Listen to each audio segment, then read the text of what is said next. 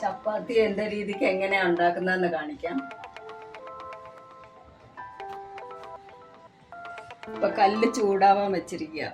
കല്ല് ഒരുവിധം നന്നായിട്ട് ചൂടാവണം.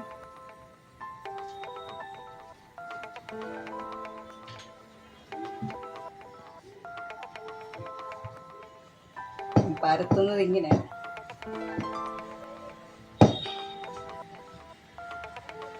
ഇപ്പൊ കല്ല് ചൂടായിക്കൊണ്ടിരിക്കുക. ഫുൾ ഫ്ലെയിം വെച്ചിട്ടുണ്ട് ഇപ്പോഴ്.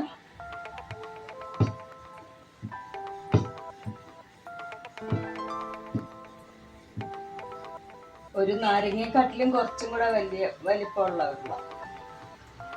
ഒരു മീഡിയം സൈസ് നാരങ്ങയെക്കാട്ടി കുറച്ചും കൂടെ വലിപ്പമുണ്ട്.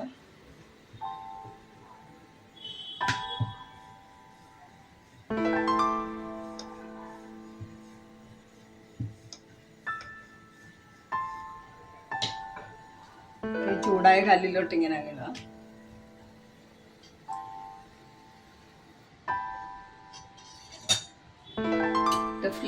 ഫ്ലെയിം കുറച്ചിട്ട് ഉടനെ തന്നെ തിരിച്ചിടണം. എന്നിട്ട് ഈ ചപ്പാത്തി ഇവിടെ തന്നെ ഇരുന്നോട്ടെ. ഒരു 1-1.5 മിനിറ്റ് ഇവിടെ ഇങ്ങനെ ഇരുന്നാൽ മതി. ഇപ്പൊ ഫ്ലെയിം തീരെ കുറച്ചാ വെച്ചിരിക്കുന്നത്. അപ്പോഴത്തേക്കും മറ്റേ ചപ്പാത്തി പരത്താം.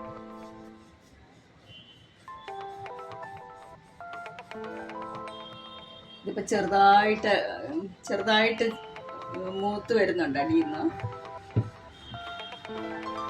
ഇനി ഒരു 10 സെക്കൻഡും കൂടെ കഴിയുമ്പം ഇതങ്ങ് തിരിച്ചിടും. തിരിച്ചിടുമ്പോൾ ഫ്ലെയിം കൂട്ടും. കൂടിയ ഫ്ലെയിമാണ് വയ്ക്കുന്നത്.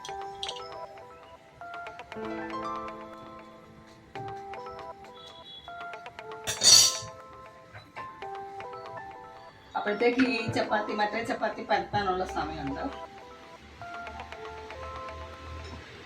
എല്ലാം കൂടി ഒരു 1.5 മിനിറ്റ് ഈ ചപ്പാത്തി പരത്താൻ. ഒരു 1.5 മിനിറ്റ് കഴിഞ്ഞപ്പോഴാണ് നല്ല ഫ്ലെയിമിലാണ് ഇപ്പൊ തിരിച്ചിട്ടിരിക്കുന്നത്. ഇങ്ങനെ ഒന്നമർത്തിയാൽ മതി. അപ്പൊ ഇങ്ങനെ നന്നായിട്ട് മൂത്തിട്ടുണ്ട്.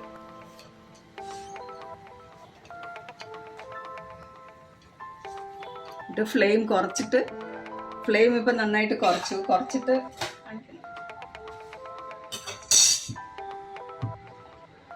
ഇതിലോട്ട് ഞാനിപ്പോ ഓർഗാനിക് വെളിച്ചെണ്ണയാണ് ചേർക്കുന്നത്. ഓർഗാനിക് വെളിച്ചെണ്ണ ഇതിലോട്ട് കുറച്ച് ഇങ്ങനെ ഒഴിക്കും. അപ്പൊ നല്ല സോഫ്റ്റ് ആയിട്ട് തന്നെ ഇപ്പൊ ഫ്ലെയിം കുറഞ്ഞായിരിക്കുന്ന അടുത്ത ചപ്പാത്തി ഉണ്ടാകും. ഓർഗാനിക് വെളിച്ചെണ്ണ എന്ന് പറയുന്നത് വെർജിൻ കോക്കനട്ട് ഓയിലാണ് കേട്ടോ.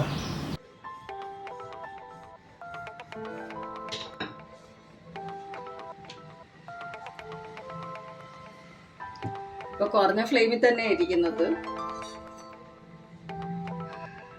ആദ്യം നല്ല ചൂടിലിട്ടു, എന്നിട്ട് പിന്നെ ഫ്ലെയിം കുറച്ച് ഇപ്പൊ തിരിച്ചിട്ടു. ഇപ്പോഴും ഫ്ലെയിം കുറഞ്ഞായിരിക്കുന്നത്. ഫ്ലെയിം കുറച്ചാ വെച്ചിരിക്കുന്ന.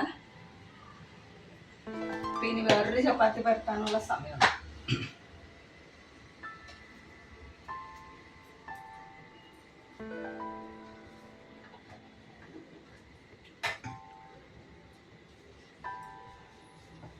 ഈ ചപ്പാത്തി ഇങ്ങനെ കിടന്നോളും, ഒന്നും വരത്തില്ല.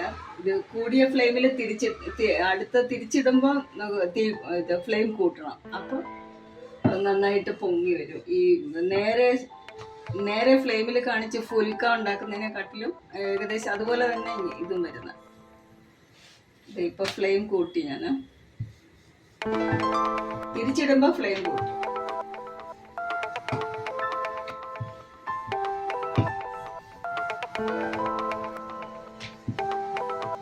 അപ്പോഴത്തേക്ക് ഈ ചപ്പാത്തി പരത്താനുള്ള സമയമുണ്ട്. ഒരു 1.5 മിനിറ്റ്.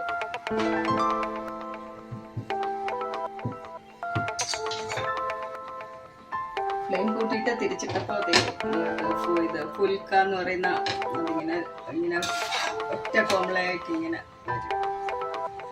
ഇത് നല്ല ആറിയാലും നല്ല സോഫ്റ്റ് ആയിരിക്കും ചപ്പാത്തി. ഇപ്പൊ ഞാൻ ഫ്ലെയിം കുറച്ചിട്ട് ഫ്ലെയിം കുറച്ചിട്ട് ഊറ്റിയെടുത്തു. എന്നിട്ട് ഇത് മൂന്നാമത്തെ ചപ്പാത്തിയാണ്. ഇപ്പൊ ഫ്ലെയിം കുറഞ്ഞായിരിക്കുന്ന ഇതിന്റെ മുകളിലോട്ട് എണ്ണ വയ്ക്കുക. ഓർഗാനിക് വെളിച്ചെണ്ണ ഇത്. നെയ്യ് വേണ്ടവർക്ക് നെയ്യ് ചേർക്കാം, ഒന്നും ചേർത്തില്ലെങ്കിലും ഒന്നുമില്ല, ഡ്രൈ ആയിട്ട് വേണം. ഇപ്പൊ ഇത് തിരിച്ചിടാൻ പോവാ. എന്നിട്ട് കുറഞ്ഞ ഇതിൽ തന്നെ ഇപ്പം 3 ചപ്പാത്തി മതി.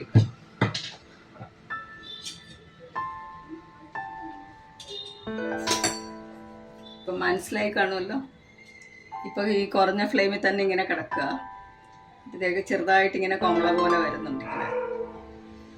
അപ്പൊ ഫ്ലെയിം കൂട്ടിയിട്ട് തിരിച്ചിടും. അപ്പൊ ഫ്ലെയിം കൂട്ടിയിട്ട് തിരിച്ചിട്ടു.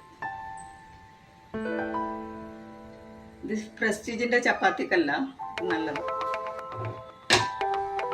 കണ്ടോ, ഒറ്റ ഇതായിട്ട് വരുന്നുണ്ട്. അപ്പൊ ചെറുതായിട്ടൊന്ന് തട്ടി കൊടുത്താൽ മതി. ഇങ്ങനെ ഒന്ന് തട്ടുമ്പോ ഇങ്ങനെ പൂരി പോലെ നല്ല ഇതായിട്ട് വരുന്നു. ഇങ്ങനെ ചെറുതായിട്ടൊന്ന് ഇങ്ങനെ എല്ലായിടും ഒന്ന് തട്ടിയാണ്. അപ്പൊ ഞാൻ ഇത് ഓഫ് ചെയ്യാം. 3 ചപ്പാത്തി എല്ലാവർക്കും മനസ്സിലായി കാണുമല്ലോ. ആദ്യം നല്ല ചൂടിൽ ചപ്പാത്തി ഇട്ടിട്ട് പെട്ടെന്ന് തിരിച്ചിട്ടിട്ട് ഒരു 10 സെക്കൻഡിനകം തിരിച്ചിട്ടിട്ട് ഫ്ലെയിം കുറച്ചേക്കണം. എന്നിട്ട് നമ്മൾ പരത്തി കഴിഞ്ഞിട്ട് ഒക്കെ മറ്റേ വേറൊരു ചപ്പാത്തി പരത്താനുള്ള സമയമുണ്ട്. അത്രയും സമയം ആ കല്ല് ചെറിയ ചൂടിൽ ചപ്പാത്തി ഒരു ഭാഗം തിരിച്ചിട്ടത് അവിടെ കിടക്കും.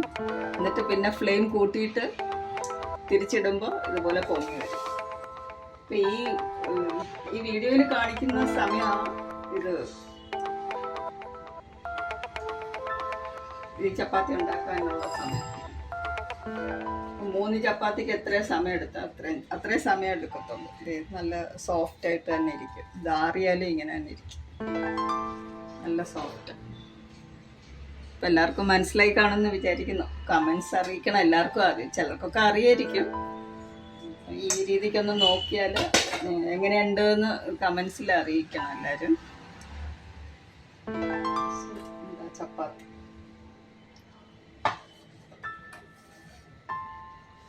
നല്ല ബോളി പോലെ സോഫ്റ്റ് ആയിട്ട്.